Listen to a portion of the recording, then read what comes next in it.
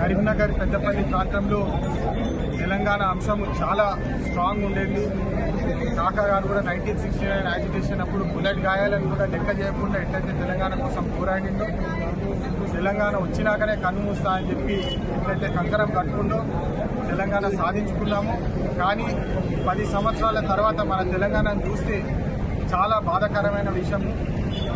ప్రత్యేకంగా పెద్దపల్లి ప్రాంతము ఇవాళ కాక పెద్దపల్లిని చూస్తే చాలా బాధపడేటోడు. ఎందుకంటే తెలంగాణ వస్తే మన పిల్లల భవిష్యత్తు మారుతుంది, మన పిల్లలు ఉద్యోగాలు వస్తాయి, తెలంగాణ అభివృద్ధి బాటలో వెళ్తుందని చెప్పి నమ్మిన వ్యక్తిలో మొదటి వ్యక్తి కాకా గారు.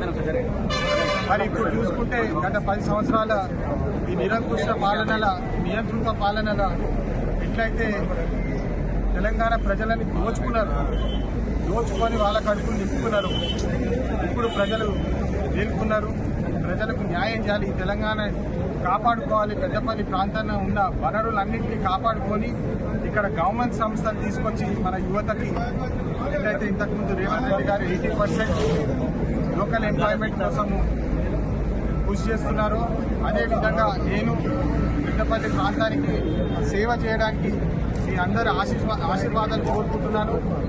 నేను చిన్నవాడిని, మీ ఇంట్లో చిన్న కొడుకులాగా నన్ను చూసి మీకు ఏ పని ఉన్నా ఆ బాధ్యత నా నెత్తి మీద పెట్టండి. ఖచ్చితంగా నేను పనిచేస్తాను. కష్టపడి 10 మంది మంచిగుంటేనే మనం బాగుంటామని చెప్పి కాకా గారు ఎప్పుడు చెప్పేటప్పుడు, కాకా నీడలో పెట్టిన మనిషిని నేను.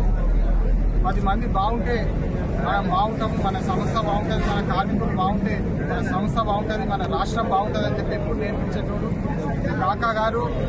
First starting labour union president, మీ అందరికి తెలిసిన విషయమే. కార్మికులు అండదండగా ఉండి కార్మికులు బాగుండాలని చెప్పి ఫస్ట్ పెన్షన్ స్కీమ్ అమలు చేసింది కూడా కాంగ్రెస్ ప్రభుత్వంలో, కాకా గారి హయాంలో అని చెప్పి మళ్ళొకసారి గుర్తు చేస్తున్నాను.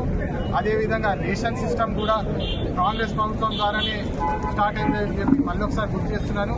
ఇవన్నీ చెప్తూ నిన్న ధర్మపురిలో పెద్ద ఎత్తున లక్ష్మీనరసింహస్వామి గుడికి వెళ్ళి మొక్కుకొని ఖచ్చితంగా పేద ప్రజల కోసము, పెద్దపల్లి ప్రజల కోసము కష్టపడి అభివృద్ధి చేసి అందరినీ పైకి తీసుకొచ్చే బాధ్యత నాది. నేను సేవకుల్లా వస్తున్నాను. నాకు ఆశీర్వదించమని మళ్ళొకసారి పెద్దపల్లి ప్రజలందరినీ